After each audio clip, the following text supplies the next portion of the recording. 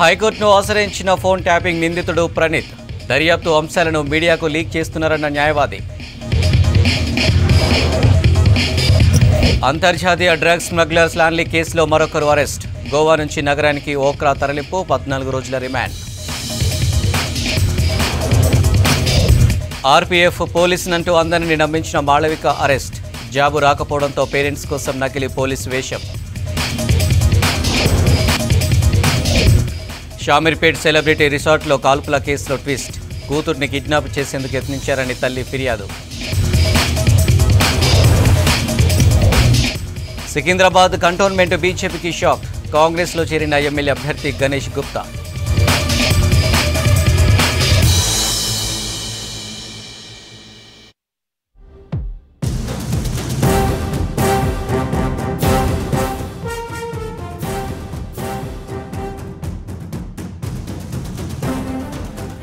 హైకోర్టును ఆశ్రయించాడు phone tapping case నిందితుడు Praneeth Rao. Police custody ఇస్తూ కింది కోర్టు ఇచ్చిన ఆదేశాలను సవాల్ చేస్తూ లంచ్ మోషన్ పిటిషన్ దాఖలు చేశారు. కస్టడీ సమయంలో సుప్రీంకోర్టు మార్గదర్శకాలను పాటించలేదని తెలిపారు. దర్యాప్తులోని అంశాలను మీడియాకు లీక్ చేస్తున్నారని చెప్పారు. రహస్యం పేరుతో బంజారాహిల్స్ పిఎస్లో విచారిస్తున్నారన్నారు ప్రణీత్రావు న్యాయవాది. ఇంటరాగేషన్లో ఏఎస్పీ రమేష్ పాల్గొనకుండా నియంత్రించాలని కోరారు.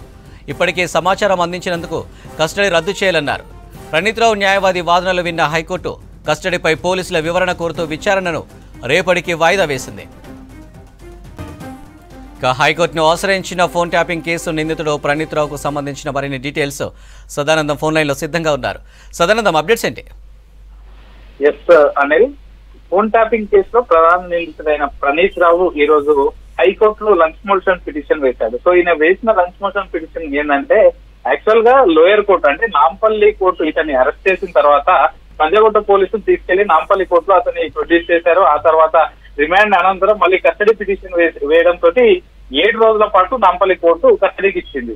సో దాన్ని సవాల్ చేస్తూ, అంటే ఎలాంటి ప్రమాణాలు పాటించకుండానే నన్ను 7 రోజుల పాటు పోలీసులకి నాంపల్లి కోర్టు ఇచ్చిందంటూ ఈ ఆర్డర్ ని సవాల్ చేస్తూ హైకోర్టును ఆశ్రయించాడు. సో ఇప్పటి వరకు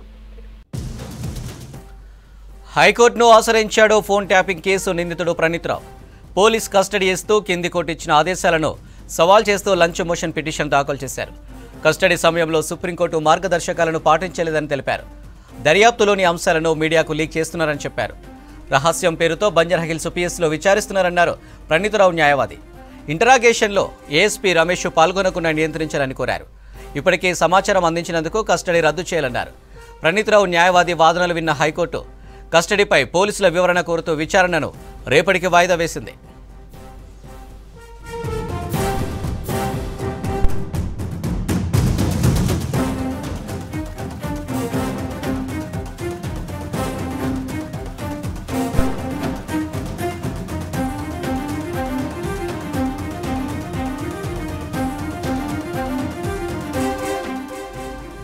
ఆర్పీఎఫ్ ఎస్ఐ అని చెబుతూ తిరుగుతున్న ఓ యువతిని పోలీసులు అరెస్టు చేశారు. మాళవిక నార్కట్పల్లికి చెందిన యువతిగా గుర్తించారు. నిజాం కాలేజీలో డిగ్రీ పూర్తి చేసిన యువతి 2018లో ఆర్పీఎఫ్ ఎస్ఐ పరీక్ష రాసింది. కంటి సమస్య వల్ల ఆమె ఉద్యోగానికి సెలెక్ట్ కాలేదు. తల్లిదండ్రులు బాధపడతారనే కారణంతో ఎస్ఐ డ్రెస్సుతో పాటు ఐడి కార్డు చేయించుకుని ఎస్ఐ అవతారం ఎత్తింది. నార్కట్పల్లిలో సిఆర్పీఎఫ్ ఎస్ఐనంటూ ఏడాది కాలంగా నమ్మించింది. మోసం బయటపడడంతో ఇవాళ అరెస్ట్ అయ్యారు. పెళ్లి సంబంధం చూసేందుకు సైతం యూనిఫామ్లోనే వెళ్ళినట్లు గుర్తించారు.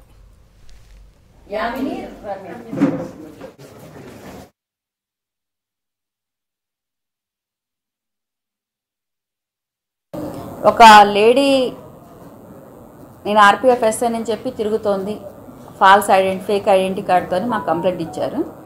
సో దాని మీద ఆ కంప్లైంట్ మీద మేము నిన్న ఇన్వెస్టిగేషన్ స్టార్ట్ చేస్తే మార్నింగ్ మాకు సికింద్రాబాద్ ఆ రైల్వే స్టేషన్ ప్రైమసీస్లోనే ఫుడ్ బ్రిడ్జ్ దగ్గర ఈ అమ్మాయి కనిపించింది.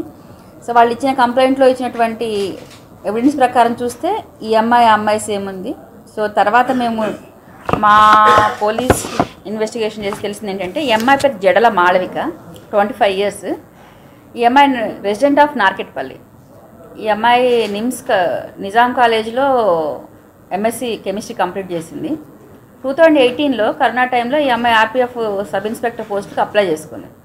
అయితే ఈ అమ్మాయికి స్క్వింట్ అయి ఉండటం వల్ల, మెల్లకన్ను ఉండటం వల్ల ఈ అమ్మాయిని మెడికల్లో తీసేశారు. బట్ ఊర్లో అప్పటికే ఈ అమ్మాయి చెప్పుకుంది అనమాట, నేను ఆర్పిఎఫ్ ఎస్ఐని అవుతున్నా అని చెప్పేసి. పేరెంట్స్ కూడా హ్యాండిక్యాప్డ్ ఇద్దరు, ఒక బ్రదర్ ఉన్నాడు, ఇంటర్ చదువుతున్నాడు. సో ఇక వాళ్ళందరూ కూడా మంచి హోప్లో ఉన్నారు ఈ అమ్మాయి ఎస్ఐ అయిపోతుంది అని చెప్పేసి. ఇంకా వాళ్ళని ఇంకా బాధ పెట్టడం ఇష్టం లేక ఈ అమ్మాయి దాన్ని కంటిన్యూ చేసేసింది. సో తర్వాత మరి మీ ఆఫీస్కి ఎందుకు వెళ్ళట్లేదు, మరి సెలెక్ట్ అయ్యావు కదా అని పేరెంట్స్ అడిగితే ఎమ్మటి ఎల్బీ నగర్లో ఒక యూనిఫామ్ కుట్టించుకుంది. రోజు ఈ ఆర్పిఎఫ్ వాళ్ళని చూస్తుంది, వీళ్ళ యూనిఫామ్ వీళ్ళు ఏంటని. సేమ్ అలానే ఒక యూనిఫామ్ కుట్టించుకొని ఒక ఐడి కార్డు కొత్తపేటలో రెడీ చేయించుకొని ఇక అప్పటి నుంచి నేను ఆర్పిఎఫ్ ఎస్ఐన్ అని చెప్పేసి పల్నాడు ఎక్స్ప్రెస్ కొన్ని ట్రైన్స్ ఉన్నాయి ఈ అమ్మాయి స్పెసిఫిక్గా, ఆ ట్రైన్లలో ఎక్కటం తిరగటము. ప్రస్తుతానికైతే ఈరోజు చేసాం కాబట్టి ఇంకా డీటెయిల్స్ తెలియదు. తర్వాత మేము పోలీస్ కస్టడీ తీసుకొని ఏమైనా మిస్యూజ్ చేసిందా అనేది మేము తెలుసుకుంటాము. అయితే కొన్ని ఆఫీసులకు వెళ్ళింది, కొన్ని టెంపుల్స్ కూడా విఐపీ లాగా విజిట్స్కి వెళ్ళిందని మాకు తెలిసింది. సో పేరెంట్స్ బాధపడతారన్న ఉద్దేశంతో ఈ అమ్మాయి చేస్తున్నానైతే కన్ఫ్యూస్ అయిపోయింది వెంటనే మాకు. సో ఈ అమ్మాయి యూనిఫామ్ కనీసం గుడికి వెళ్ళినా ఫంక్షన్లకు కూడా యూనిఫామ్లో అటెండ్ అవుతుంది. దానివల్ల నిజంగా వీళ్ళందరూ కూడా ఈ అమ్మాయి నిజంగానే ఇన్స్పెక్టర్ ఏమనుకున్నారు.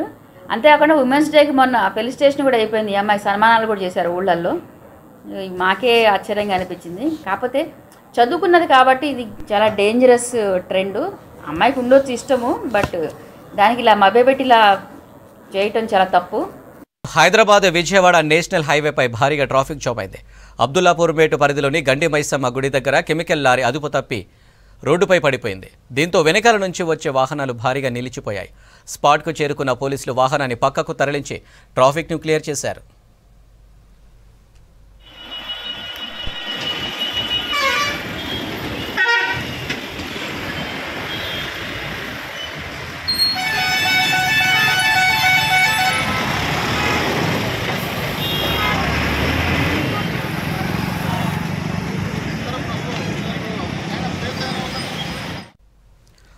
ప్రజా సంక్షేమమే ధ్యేయంగా మారుతున్న రాజకీయాలకు అనుగుణంగా పార్టీ మారాల్సి వచ్చిందన్నారు Chevella MP Ranjith Reddy. Chevella parliament segment ప్రజలకు సేవలు అందించాలనే ఉద్దేశంతో పార్టీ మారడం జరిగిందన్నారు. ఎంపీగా గత 5 ఏళ్లలో చేవెళ్ల పార్లమెంటు నియోజకవర్గం అభివృద్ధికి ఎంతో కృషి చేసినట్లు తెలిపారు. కాంగ్రెస్ అధిష్టానం ఎంపీ టికెట్ ఇస్తే చేవెళ్ల పార్లమెంటు నియోజకవర్గం నాయకుల అందరి సహకారంతో గెలిచి మరింత అభివృద్ధి చేస్తానన్నారు రంజిత్ రెడ్డి. నేను పార్టీ మారిన తర్వాత మారిన దానికి రీజన్స్ కూడా ఇంతకుముందుకు అందరూ ప్రజాప్రతినిధులతో డిస్కస్ చేసిన. నేను 5 సంవత్సరాలు ఒక పార్లమెంట్ సభ్యునిగా చేవెళ్ల పార్లమెంట్ కాన్స్టిట్యున్సీ మొత్తం తిరుగుతూ నాకెంత చేతనైతే అంత ఆర్థిక పరంగా కానీ అభివృద్ధికి అందుబాటుకు నేను పాలు పంచుకుంటా అని చెప్పి ఒక ఎలక్షన్లు అప్పుడు ముందు వచ్చినప్పుడు దానికి అదే అనుగుణంగా అభివృద్ధిలో పాలు పంచుకుంటూ డెఫినెట్ గా ప్రజల సంక్షేమం కోరుకోవాలి. కాబట్టి ప్రజలకు ఇంకా అభివృద్ధి అంటే ప్రజాప్రతినిధులు నా పరంగా ప్రజాప్రతినిధులు ప్రజలకు ప్రభుత్వానికి అనుసంధానంగా ఉండాలి. ఎప్పుడైతే ప్రభుత్వం ఉంటుందో ప్రజలకు ఏవైతే అవసరాలు రీత్యాలు ఏమేమి పనులు అవన్నీ చేయగలుగుతారో ప్రజాప్రతినిధులు నిజంగా వాళ్ళ పొజిషన్ కి నిజంగా ఒక సార్థకత వహించినట్టు అవుతుంది. దానికి అనుగుణంగా మొన్న పార్టీ మారడం జరిగింది, ఇక్కడ రావడం జరిగింది. ఒకవేళ అధిష్టానం నాకు ఎంపీ టికెట్ ఇస్తే ఈ ప్రజాప్రతినిధులు అందరి చేయుతనిస్తే డెఫినెట్ గా మంచి మెజార్టీతో గెలవాలని చెప్పి వీళ్ళందరూ రిక్వెస్ట్ చేయడం జరిగింది. ఎందుకంటే నేను పదే అదే చెప్తున్నాను, నేను రాజకీయాలకు వచ్చింది డెఫినెట్ గా ప్రజల సంక్షేమం కోసం. సో ప్రజల సంక్షేమం చేయాలంటే డెఫినెట్ గా అభివృద్ధి చేయాలంటే రాజకీయాలు ఉండాలి. మీరు ఎవరైనా అడగొచ్చు నన్ను, మీరు రాజకీయాలనే ఉండాల్సిన అవసరం లేదు, సేవ చేస్తుంది. కానీ డెఫినెట్ గా ఇవాళ చూస్తున్నాం, మనం రాజకీయాలు ఉంటేనే సేవ అందించగలుగుతాం, లేదా 1-2 విషయాలు చేయగలుగుతాం, మిగతా అన్నిట్లలో మనం. వచ్చే ఎన్నికల్లో ఎన్డీఏ కూటమి 400కు పైగా ఎంపీ సీట్లు సాధిస్తుందన్నారు చేవెళ్ల పార్లమెంట్ అభ్యర్థి విశ్వేశ్వర్రెడ్డి. కాంగ్రెస్ బీఆర్ఎస్ పార్టీలకు పార్లమెంట్ అభ్యర్థులు దొరకడం లేదని, ఇతర పార్టీల నుండి తెచ్చుకుని టికెట్ ఇస్తున్నారని విమర్శించారు కామారెడ్డి ఎమ్మెల్యే వెంకటరమణారెడ్డి. రంగారెడ్డి జిల్లా మహేశ్వరం నియోజకవర్గం బడంగ్పేటలో జరిగిన బీజేపీ కార్యకర్తల విస్తృత స్థాయి సమావేశానికి హాజరయ్యారు నేతలు. ప్రతి ఒక్కరు కూడా మొన్న కాంగ్రెస్ కేసిన వాళ్ళు కూడా 50% మోడీకి వేస్తుండ్రు. మొన్న టీఆర్ఎస్ కేసిన వాళ్ళు కూడా 60-70% బీజేపీకి వేస్తుండ్రు. పోయినసారి బీజేపీకి దాదాపు ఓల్డ్ ఓట్స్ అలా 25-30% వచ్చింది. దాని మీద ఇది యాడ్ చేస్తే 60-70% ఓటు వచ్చే అవకాశం ఉంది. అందుకే వాళ్ళు భయపడి క్యాండిడేట్ మారుస్తుండ్రు. ఇప్పటి వరకు వాళ్ళకి నిద్ర పట్టలేదు. అదే కాక ఇక్కడ కార్యకర్తలు మోటివేటెడ్గా ఉన్నారు. ఎందుకంటే రేపు వచ్చే ఎన్నికలలో ఈ ఎన్నికలు అయిపోయాక వాళ్ళే సర్పంచ్లు, వాళ్ళే వార్డు మెంబర్లు, వాళ్ళే జెడ్పీటీసీలు, ఎంపీటీసీలు, కౌన్సిలర్లు అని వాళ్ళు గట్టిగా పనిచేస్తాం మొదలుపెట్టింది. ఆలోచనలు ఉండాలి కానీ గెలిచి 100 రోజులు కూడా కానీ పరిస్థితిలో ఇవాళ చేవెళ్ళని నేను గెలిపిస్తాను, అట్లాగే మహబూబ్ నగర్ని గెలిపిస్తాను అంటున్నావు కానీ ఫస్ట్ సిట్టింగ్ ఎంపీగా ఉన్న మల్కాజ్గిరి నువ్వు గెలిచే పరిస్థితి లేదు. అలాగే ఇన్ఛార్జ్గా మీరు తీసుకున్నటువంటి ఈ చేవెళ్ళ నియోజకవర్గంలో అసలు సాధ్యమే కాదు. గతంలోనే దగ్గర దాకా వచ్చిన తర్వాత ఇవాళ అప్పుడు ప్రభుత్వం ఉన్నటువంటి బీఆర్ఎస్ వాళ్ళు గెలవడం జరిగింది తప్ప ఇప్పుడు ఏకఛత్రాధిపత్యంగా తాండూరు నుంచి మొదలు పెడితే రాజేంద్ర నగర్ వరకు 7 కాన్స్టిట్యున్సీలో అత్యధిక మెజార్టీతోని కొండా విశ్వేశ్వరరెడ్డి గారు భారతీయ జనతా పార్టీ ఖాతాలో ఈ రాష్ట్రంలో మొట్టమొదటి సీటుగా ఉండే అవకాశం 100% ఉంది. రాష్ట్రంలో రోజుకు విద్యుత్ వినియోగం పెరుగుతుంది. గతేడాదితో మార్చితో పోలిస్తే 2 డిస్కంల పరిధిలో కరెంటు వాడకం గణనీయంగా పెరిగి రికార్డులను తిరగరాస్తుంది. డిమాండ్ ఎంత పెరిగినా కోతల్లేని కరెంటు సరఫరా చేస్తామంటున్నారు అధికారులు. ఏప్రిల్, మే నెలలో డిమాండ్ను దృష్టిలో పెట్టుకుని చర్యలు చేపట్టామని చెబుతున్నారు.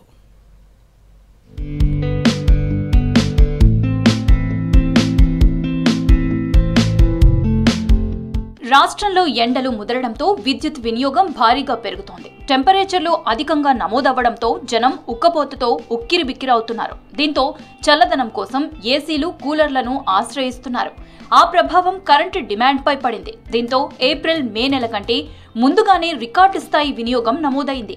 మార్చి 8న రాష్ట్ర చరిత్రలోనే రోజువారీ వినియోగం రికార్డు స్థాయిలో 15,623 మెగావాట్లకు చేరింది. జీహెచ్ఎంసీ పరిధిలో ఈ నెల 18న 3,183 మెగావాట్ల డిమాండ్ అత్యధికంగా నమోదైందని లెక్కలు చెప్తున్నాయి. యాక్చువల్గా లాస్ట్ ఇయర్ మనకు 15,497 అనేది మెగావాట్స్ అనేది పీక్ డిమాండ్ ఉండింది. సో ఈసారి డెఫినెట్గా మనం 16,000 క్రాస్ అవుతుంది అనేది అంచనాలు ఉన్నాయి. డైలీ కన్జంప్షన్ 300 మిలియన్ యూనిట్లు దాటడం అనేది ఇది రికార్డు, ఇంతకుముందు ఎప్పుడు కూడా చూడలేదు.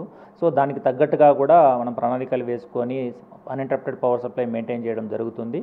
సో ఇప్పుడున్న ట్రెండ్ చూసుకున్నట్టయితే మనకి ఇప్పుడు అగ్రికల్చర్ సీజన్ ఈ March ending plus April mid వరకు కూడా ఉంటుంది. సో ఆ డిమాండ్ కూడా మీట్ కావాలి. అట్లాగే సమ్మర్ టెంపరేచర్స్ కూడా వస్తున్నాయి కాబట్టి అది కూడా మీట్ కావాల్సిన అవసరం ఉంది. రాష్ట్రంలో మార్చి నెల మొదటి నుంచి ఎండలు దంచి కొడుతున్నాయి. దీంతో జనం ఫ్యాన్లు, ఏసీలు, కూలర్ల వాడకాన్ని భారీగా పెంచారు. మరోవైపు వ్యవసాయ విద్యుత్ డిమాండ్ పెరగడం కూడా వినియోగం పెరగడానికి కారణమంటున్నారు అధికారులు. రోజువారీ విద్యుత్ వినియోగం దాదాపు 1,650 మెగావాట్లు దాటే అవకాశం ఉందని అంచనా వేస్తున్నారు. వేసవిలో నెలకు 50 నుంచి 60 మిలియన్ల యూనిట్లను కొనుగోలు చేసే అవకాశం ఉందంటున్నారు. మనకు డిమాండ్ పెరగడానికి ముఖ్యంగా ఏంటంటే ఈ సీజన్లో అగ్రికల్చర్ అనేది ఒకటి మెయిన్ ఉంటుందండి డిమాండ్.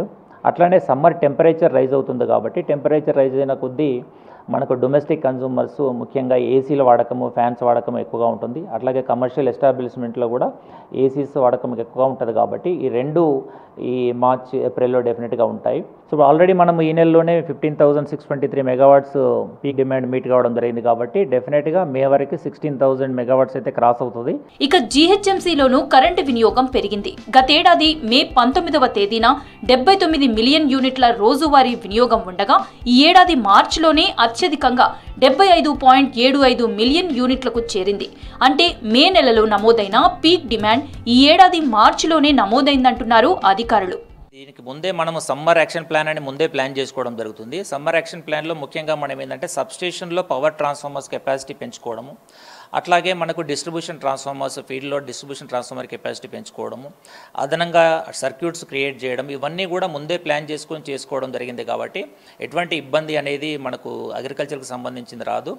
రూరల్లో కూడా, సిటీలో కానీ రూరల్లో కానీ మనం నెట్వర్క్ ఎక్స్పాన్షన్ అనేది మొత్తం సబ్స్టేషన్స్ కానీ లైన్స్ కానీ ప్లాన్ ప్రకారం చేసుకోవడం జరిగింది. సమ్మర్లో అగ్రికల్చర్కి ఇబ్బంది రాదు, అలాగే డొమెస్టిక్ కన్జ్యూమర్స్ కానీ మిగతా ఏ కన్జ్యూమర్స్ కానీ ఇబ్బంది రాదు.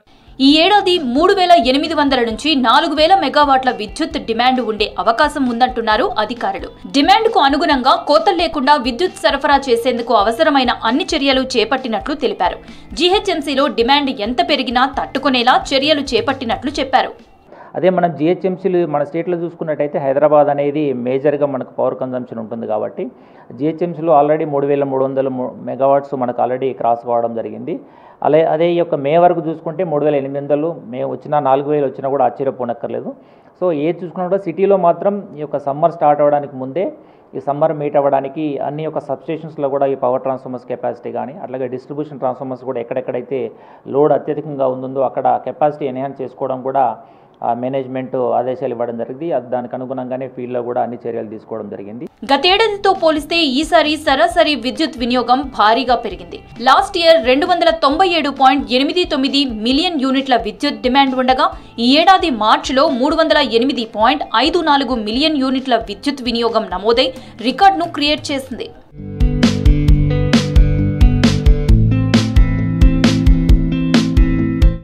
తెలంగాణలో వాహనాల రిజిస్ట్రేషన్కు సంబంధించి కొత్త కోడ్ రవాణా శాఖకు కాసుల వర్షం కురిపిస్తుంది. టీఎస్ నంబర్ ప్లేట్ను టీజీగా కోడ్ ప్రారంభమైన మొదటి రోజు గ్రేటర్ పరిధిలోని 3 జిల్లాల్లో భారీగా ఆదాయం వచ్చి చేరింది. రిజిస్ట్రేషన్ ఫీజు, ఫ్యాన్సీ నెంబర్లకు సంబంధించి రాష్ట్ర వ్యాప్తంగా 2,51,00,000 ఆదాయం వచ్చింది. అందులో 1,32,00,000 3 జిల్లాల నుంచే సమకూరింది.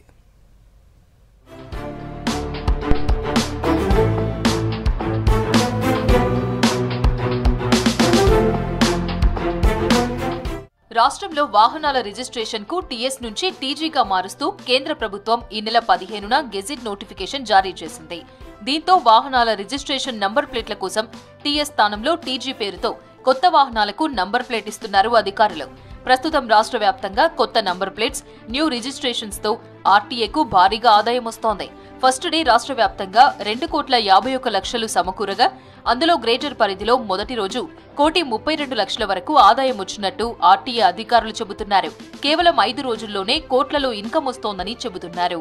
రాష్ట్రం మొత్తం కూడా ఈ టీజీ సిరీస్ TG001 ప్రతి సిరీస్ అంటే ఒక్క జిల్లాకు మాకైతే హైదరాబాద్కి TG09 నుంచి TG14 వరకు మనకు ఉంటాయి. ప్రతి ఆఫీస్లో 1 నెంబర్ నుంచి స్టార్ట్ చేసాం. ఫస్ట్ డే 1000 నెంబర్లు అనమాట, 1 to 1000 అట్లా ప్రతి ఆఫీస్లో స్టార్ట్ చేసాము. ప్రజలంతా చాలా ఉత్సాహంగా ఫస్ట్ డేనే మాకు 50 lakhs పైన రెవెన్యూ వచ్చింది. రిజర్వేషన్ రిజిస్ట్రేషన్ రంగారెడ్డిలో కూడా ఆల్మోస్ట్ 67 lakhs 2 daysలో వచ్చింది. రంగారెడ్డిలో 47 lakhs వరకు వచ్చింది.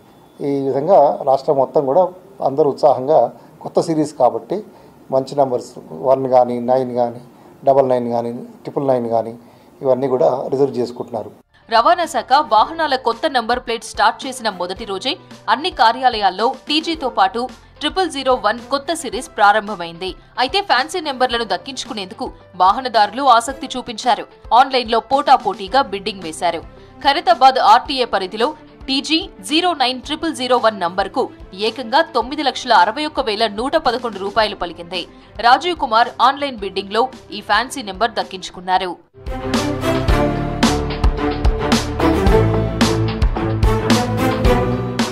2014లో రాష్ట్రంలో అధికారంలోకి వచ్చిన బీఆర్ఎస్ సర్కార్ వాహనాల రిజిస్ట్రేషన్ విషయంలో కేంద్రం టీజీని కేటాయిస్తే టీఎస్గా మార్చుకుందని కాంగ్రెస్ సర్కార్ ఆరోపించింది. ఈ కారణంగానే తమ ప్రభుత్వం అధికారంలోకి రాగానే టీఎస్ స్థానంలో టీజీగా మార్చాలని నిర్ణయం తీసుకున్నట్టుగా రేవంత్ రెడ్డి సర్కార్ స్పష్టం చేసింది. 2014లో తెలంగాణ రాష్ట్రం ఏర్పడినప్పుడు వాహన రిజిస్ట్రేషన్తో పాటు ఇతర సంస్థలకు తెలంగాణ స్టేట్ టీఎస్ అని పెట్టాలని అప్పటి ప్రభుత్వం నిర్ణయించింది. టీఎస్ బదులుగా టీజీ పెట్టాలని అప్పట్లోనే అభిప్రాయం వ్యక్తమైంది.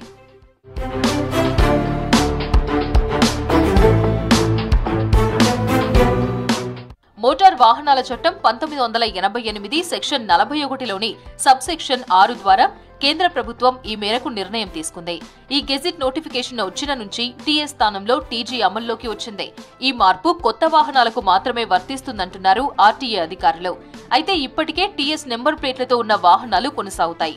కొత్తగా రిజిస్ట్రేషన్ చేసుకునే వాహనాలకు టీఎస్ స్థానంలో టీజీని కేటాయిస్తున్నారు. ప్రతిరోజు 2 వీలర్కు 2,000 రిజిస్ట్రేషన్ ఫీ, కారుకు అయితే 5,000తో రిజిస్ట్రేషన్ చేసుకోవాల్సి ఉంటుంది. ఆ తర్వాత మనం కోరుకున్న నంబర్కు వేరే వాళ్లు బిడ్డింగ్ చేస్తే మరింత అమౌంట్ పెంచి బిడ్డింగ్ చేయాల్సి ఉంటుందంటున్నారు. అయితే గతంలో ఉన్నట్టుగానే వాహనాల రిజిస్ట్రేషన్ ఫీజు అమలవుతుందంటున్నారు అధికారులు. ఇంతకుముందున్న ఫీజే సేమ్ అట్లే, ఫీజే మార్చలేదు.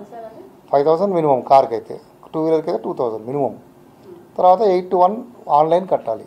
మనం ఆన్లైన్ డిపాజిట్ చేసిన తర్వాత కాంపిటీషన్ ఉంటే వాళ్ళకి మెసేజ్ వస్తుంది, ఈ నెంబర్కి ఇంకా వేరే వాళ్ళు 2-3 ఉన్నారని.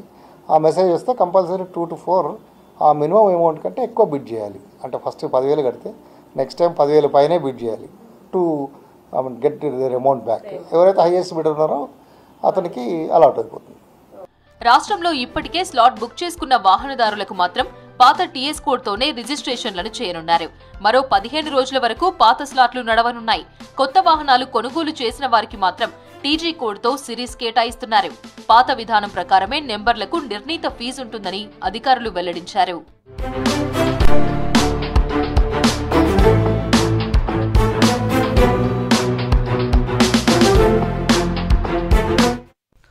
కేంద్రం రైల్వే బోర్డులో కొత్త పెన్షన్ విధానాన్ని రద్దు చేసి పాత విధానాన్ని అమలు చేయాలన్నారు south central railway employees Sangh general secretary Raghavayya. Secunderabad రైలు నిలయంలో ఏర్పాటు చేసిన రైల్వే ఉద్యోగులు కార్మికుల సభకు ముఖ్య అతిథిగా హాజరయ్యారు. బీఎస్ఎం నాయకులు జరిపిన చర్చల్లో కేంద్ర సర్కారు కొంత సమయం కోరడంతో సమ్మెను తాత్కాలికంగా విరమించుకున్నట్లు తెలిపారు. కరోనా సమయంలో మృతి చెందిన కుటుంబాలను ఆదుకొని రైల్వేలో నియామకాలు చేపట్టాలని డిమాండ్ చేశారు రాఘవయ్య. ఢిల్లీలో జరిగినటువంటి జేసీఎం నాయకుల సమావేశంలో ప్రభుత్వం యొక్క హామీ, మాకు సమయం ఇవ్వండి, మేము తప్పకుండా ఈ డిమాండ్ పైన న్యాయం చేస్తామని వారు అడుక్కున్న పరిస్థితుల్లో నిర్ణయం తీసుకున్నాము. ఈ సమ్మె నోటీసును వాయిదా వేయడానికి ఈ సందర్భంగా ఇక్కడ భారీ మహాసభను రైలు నిలయం ప్రాంగణంలో ఏర్పాటు చేశారు.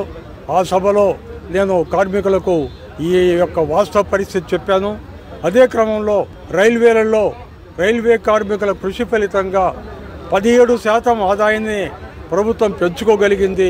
డిమాండ్లు ఏవైతే పెండింగ్లో ఉన్నాయో అవి ఇంకా సెటిల్ కాలేదు, అవి వెంటనే పరిష్కరించాలి.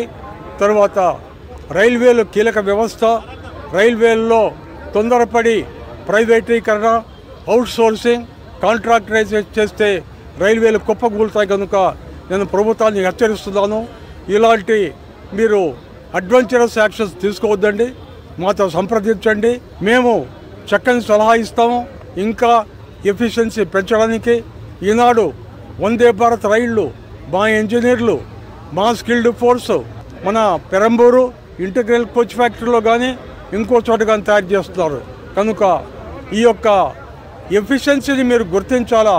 గుర్తించి రైల్వేలను కాపాడుకోవడానికి, రైల్వేల భవిష్యత్తు మెరుగుపడే దిశలో ప్రభుత్వం కూడా రియలిస్టిక్గా ఆలోచించాలి. హైదరాబాద్ కూకట్పల్లి మూసాపేటలో లారీ బీభత్సం సృష్టించింది. మూసాపేట మెట్రో స్టేషన్ దగ్గర అదుపు తప్పిన లారీ డివైడర్ను ఢీకొట్టింది. భయంతో వెంటనే డ్రైవర్ కంటైనర్ను వదిలి పారిపోయాడు. ప్రమాదంతో రోడ్డుపై ట్రాఫిక్ జామ్ అయింది. లారీ మూసాపేట నుంచి కూకట్పల్లి వైపు వెళ్తుండగా ప్రమాదం జరిగింది.